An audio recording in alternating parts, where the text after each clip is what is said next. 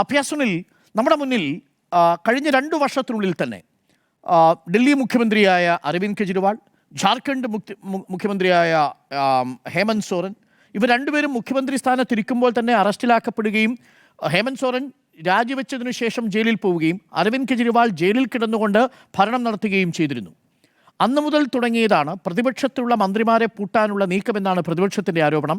ഇന്ന് ബില്ല് കൊണ്ടുവന്ന രീതി, തിടുക്കപ്പെട്ട് ബില്ല് കൊണ്ടുവന്നത്, ചർച്ച ചെയ്യാതെ കൊണ്ടുവന്നത്, ഇതൊക്കെ ഇന്നിപ്പോൾ പ്രതിപക്ഷം ഒരു വലിയ പ്രതിഷേധത്തിനിടയാക്കിയിട്ടുണ്ട്.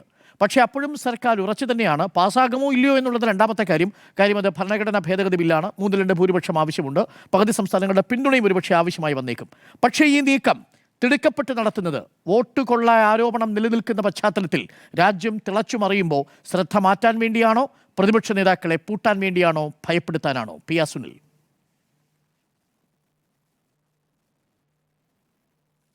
നമുക്ക് ഇപ്പോൾ നമ്മുടെ രാജ്യത്ത് ഏറ്റവും വലിയ ഒരു വിഷയമായി എല്ലാവരും ചർച്ച ചെയ്യുന്നത് ഈ വോട്ട് കൊള്ളയുമായി ബന്ധപ്പെട്ട വിഷയമാണ്.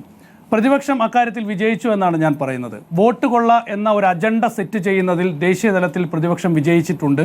അത് വലിയ ചർച്ചാ വിഷയമായിട്ടുണ്ട്. വോട്ടർ പട്ടികയിൽ വലിയ ക്രമക്കേട് നടക്കുന്നുവെന്ന് പൊതുവെ ജനങ്ങളൊക്കെ തന്നെ ചർച്ച ചെയ്യുന്ന രീതിയിലേക്ക് കാര്യങ്ങൾ എത്തി എന്നത് ഒരു സംശയമില്ലാതെ പറയാം. ആ ഒരു ഘട്ടത്തിലാണ് അതീവ രഹസ്യമായി കേന്ദ്ര ആഭ്യന്തരമന്ത്രി അമിത്ഷാ ഇന്ന് ഇങ്ങനെ ഒരു ബില്ല് കൊണ്ടുവരുന്നത്.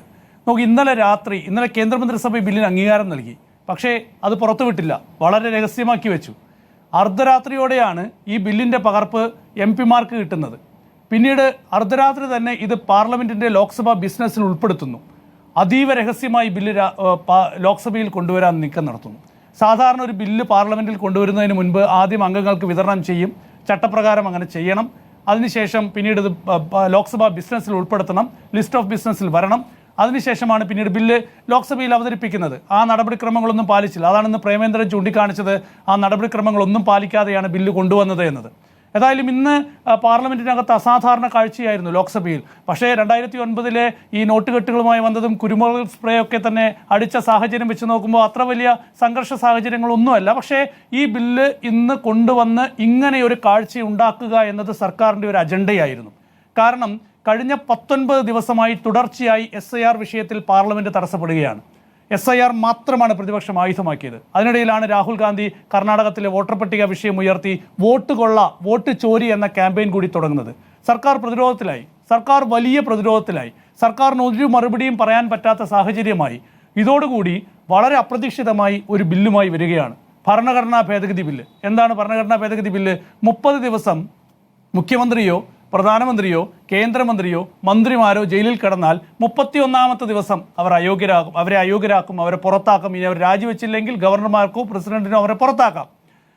പ്രധാനമന്ത്രിയെ തൊടാൻ ഏതെങ്കിലും ഒരു അന്വേഷണ ഏജൻസിക്ക് ധൈര്യം ഉണ്ടാവുമോ? തൊടില്ല.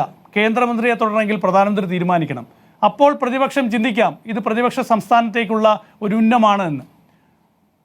ശ്രദ്ധ തിരിക്കലിനൊപ്പം അങ്ങനെയും ചിന്തിക്കാം.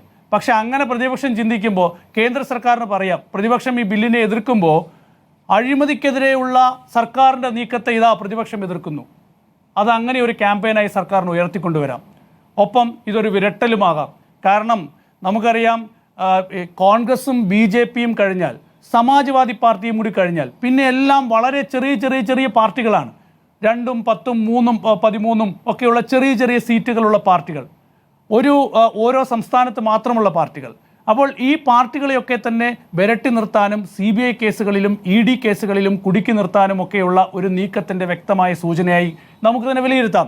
നോക്കി, ഈ ബില്ല് പാസ്സാവുമോ? ഒരിക്കലും ഈ ബില്ല് പാസ്സാക്കാൻ സർക്കാരിന് കഴിയില്ല. അത് കൃത്യമായി അമിത്ഷായ്ക്കും അറിയാം. കാരണം 3/2 ഭൂരിപക്ഷം ഉണ്ടെങ്കിൽ ലോക്സഭയിൽ ഈ ബില്ല് പാസ്സാക്കാൻ പറ്റൂ. 3/2 ഭൂരിപക്ഷം 2 സഭയിലും സർക്കാരിനില്ല. 363 വോട്ട് വേണം ലോക്സഭയിൽ ഈ ബില്ല് പാസ്സാക്കാൻ. ഈ സർക്കാരിന് 293 വോട്ടേ ഉള്ളൂ. ഇനി YSR കോൺഗ്രസിന് ആകെ ഉള്ളത് 2ഓ 3ഓ സീറ്റുണ്ട്. BJDക്ക് അവിടെ സീറ്റ് തന്നെ ഇല്ല. അവർ NDAയിൽ ഇല്ലെങ്കിൽ പോലും അങ്ങനെയുള്ള പാർട്ടികളെ പെറുക്കി കൂട്ടി വെച്ചാൽ പോലും 363 എത്താൻ NDA സർക്കാരിന് സാധിക്കില്ല. രാജ്യസഭയിൽ വന്നാലോ 132 അംഗങ്ങളേ ഉള്ളൂ രാജ്യസഭയിൽ. 163 വോട്ട് വേണം രാജ്യസഭയിൽ ഈ ബില്ല് പാസ്സാകാൻ. 3/2 ഭൂരിപക്ഷം കിട്ടൂല. അവിടെയും ഇനി എങ്ങനെ ശ്രമിച്ചാലും, ഇനി ആം ആദ്മി പാർട്ടി രാജ്യസഭയിൽ ഈ BJP സർക്കാരിനെ പിന്തുണയ്ക്കാൻ തീരുമാനിച്ചാലൊക്കെ അങ്ങനെ എല്ലാ അംഗങ്ങളും കൂടി ചേർന്ന് വന്നാൽ ഒരു 30 സീറ്റ് കിട്ടും രാജ്യസഭയിൽ. അങ്ങനെ വന്നാൽ ചിലപ്പോൾ രാജ്യസഭ ഈ ബില്ല് കടക്കുമായിരിക്കും. പക്ഷേ ആം ആദ്മി പാർട്ടി ഇപ്പോഴത്തെ ഒരു സാഹചര്യത്തിൽ ഒരിക്കലും ഈ സർക്കാരിനൊപ്പം നിൽക്കില്ല. കാരണം അരവിന്ദ് കെജ്രിവാളിനെ 5 മാസം ജയിലിലിട്ടതാണ്. സത്യേന്ദ്ര ജെയിൻ എന്ന് പറയുന്ന ദില്ലിയിലെ ആരോഗ്യമന്ത്രി 2 വർഷം ജയിലിൽ കിടന്നതാണ്. മനീഷ് സിസോദിയ മന്ത്രിയായിരിക്കും തന്നെ 1 വർഷത്തോളം ജയിലിലിട്ടത്. അങ്ങനെ ആം ആദ്മി പാർട്ടിയുടെ എല്ലാ നേതാക്കളെയും CBI കേസിൽ കുടുക്കി ജയിലിലിട്ട ആം ആദ്മി പാർട്ടി എന്തായാലും ഇനി ഈ സർക്കാരിന് പിന്തുണയ്ക്കാൻ പോകുന്നില്ല.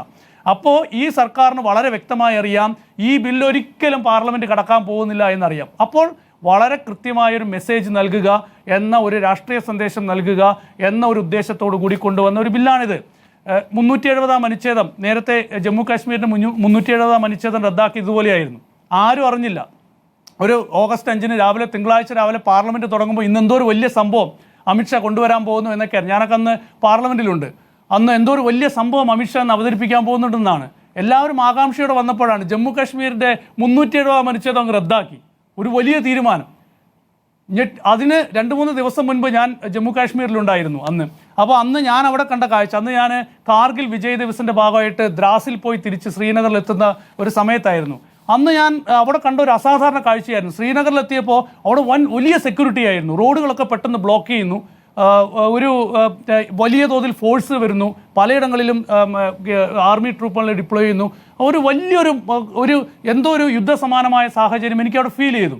അത് കഴിഞ്ഞ് ഞാൻ ഡൽഹിയിലെത്തി 2 ദിവസം കഴിയുമ്പോഴാണ് ഈ ഒരു 370 അനുച്ഛേദം ഇതുപോലെ റദ്ദാക്കാനുള്ള ബില്ല് സർക്കാർ കൊണ്ടുവരുന്നത്, അമിത്ഷാ അവതരിപ്പിക്കുന്നത്. അമിത്ഷായുടെ നീക്കങ്ങളൊക്കെ അങ്ങനെയാണ്.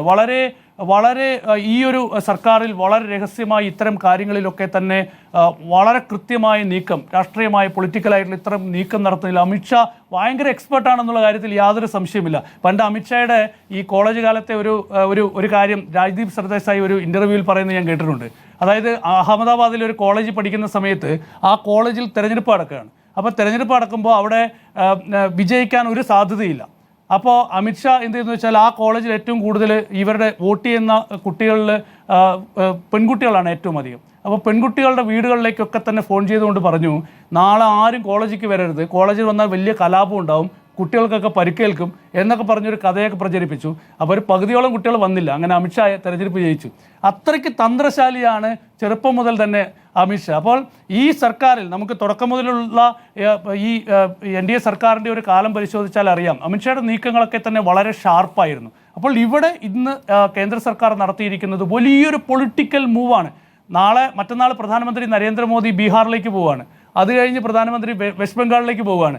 രണ്ടും തെരഞ്ഞെടുപ്പ് സംസ്ഥാനങ്ങളാണ്. ബീഹാറിൽ ഒക്ടോബറിൽ തെരഞ്ഞെടുപ്പ് നടക്കാൻ പോകുന്നു, അടുത്ത വർഷം വെസ്റ്റ് ബംഗാളിൽ തെരഞ്ഞെടുപ്പ് നടക്കാൻ പോകുന്നു. അപ്പോൾ നോക്കൂ, ഈ ബില്ലിലൂടെ സർക്കാർ ഉയർത്തി കാണിക്കുന്നത് ഒരു ഭാഗത്ത് ഇത് വിരട്ടലാണെങ്കിൽ മറ്റൊരു ഭാഗത്ത് അഴിമതിക്കെതിരെയുള്ള പോരാട്ടം എന്ന നിലയിലാണ്.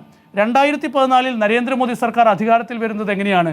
2G സ്പെക്ട്രം, കൽക്കരി അഴിമതി, അന്ന് അണ്ണാ ഹസാരിയുടെ സമരം, അതുപോലെ അരവിന്ദ് കെജ്രിവാളിൻ്റെ സമരം, അഴിമതിയിൽ കുളിച്ചു നിൽക്കുന്ന ഒരു സർക്കാർ. അപ്പോഴാണ് നരേന്ദ്രമോദിയുടെ രംഗപ്രവേശം ഉണ്ടാകുന്നു. അങ്ങനെ വലിയൊരു വിജയത്തിലേക്ക് BJP വരുന്നു. കേവല ഭൂരിപക്ഷം നേടി BJP അധികാരത്തിൽ വരികയാണ് 2014. 2019 തെരഞ്ഞെടുപ്പിൽ പ്രധാന പ്രചരണ വിഷയം എന്തായിരുന്നു? അഴിമതി. 2024 തെരഞ്ഞെടുപ്പ് കോൺഗ്രസിനെതിരെയുള്ള അഴിമതി തന്നെയായിരുന്നു. അപ്പോഴും നരേന്ദ്രമോദി ആവർത്തിച്ച് പ്രസംഗിക്കുന്നു. അപ്പോൾ ഒരു അഴിമതിക്കെതിരെയുള്ള പോരാട്ടം നടത്തുന്ന ഒരു സർക്കാർ എന്ന പ്രതിച്ഛായ ആവർത്തിച്ച് ഉണ്ടാക്കാൻ, നിലനിർത്തി പോകാൻ തന്നെയാണ് ഇപ്പോൾ ഈ ഒരു നീക്കം നടത്തിയത്. എത്ര ED കേസുകൾ രജിസ്റ്റർ ചെയ്തു, എത്ര CBI കേസുകൾ രജിസ്റ്റർ ചെയ്തു, അതിൻ്റെ ഈ കൺവിക്ട് ചെയ്ത കേസുകളുടെ എണ്ണം എടുത്ത് നോക്കിയാൽ ഒന്നുമില്ല. അതാണ് സുപ്രീം കോടതി ചോദിച്ചത്. കേസുകളൊക്കെ ഒരുപാട് രജിസ്റ്റർ ചെയ്യുന്നുണ്ട്, പക്ഷേ ഇതൊന്നും ശിക്ഷിക്കുന്നില്ലല്ലോ, ഇതൊന്നും കോടതിയിൽ നീങ്ങുന്നില്ലല്ലോ. ഇപ്പോൾ 2G സ്പെക്ട്രം കേസിൽ കനിമൊഴിയെ ജയിലിലിട്ടു, 2G സ്പെക്ട്രം കേസിൽ രാജയെ ജയിലിലിട്ടു. വിചാരണ തടവുകാരായിട്ട് അവർ കുറേ കാലം ജയിലിൽ കിടന്നു. അത് കഴിഞ്ഞപ്പോൾ കേസ് തീർന്നുപോയി. P. ചിദംബരം എത്രയോ കാലം ജയിലിൽ കിടന്നു. ഇപ്പോൾ അരവിന്ദ് കെജ്രിവാൾ ജയിലിൽ കിടന്ന കേസ് ഇനിയൊന്നും ഈ കേസ് അഡ്രസ്സ് ഇല്ലാതെ പോകും. അപ്പോൾ ബീഹാറിലേക്ക് പോവാണ്. ബീഹാറിൽ ലാലു പ്രസാദ് യാദവിനെ അടിക്കണം, അവിടെ തേജസ്വി യാദവിനെ അടിക്കണം. രണ്ടുപേരും കാലിത്തീറ്റ കേസിൽ ലാലു പ്രസാദ് യാദവ് ഒരുപാട് കാലം ജയിലിൽ കിടന്നാണ്. റെയിൽവേ ഭൂമി ഇടപാട് കേസിൽ തേജസ്വി യാദവിനെതിരെ ആരോപണമുണ്ട്. അപ്പോൾ ഇനി അതൊക്കെ വീണ്ടും പൊടിതട്ടിയെടുത്തൊരു അഴിമതി പരിവേഷം ഈ പ്രതിപക്ഷത്തിനാകെ നൽകാനുള്ള ഒരു വലിയൊരു നീക്കം നടത്തണം. അതിനുവേണ്ടി കൂടിയാണ് ഈ ഒരു ബില്ലിപ്പോൾ കൊണ്ടുവന്നത്. അപ്പോൾ ശ്രദ്ധ തിരിക്കലാണ്, ഒപ്പം ഒരു അഴിമതി പരിവേഷം പ്രതിപക്ഷത്തിന് നൽകലാണ്.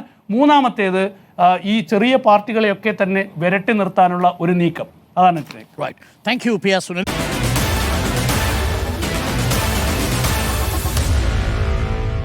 Meet the editors.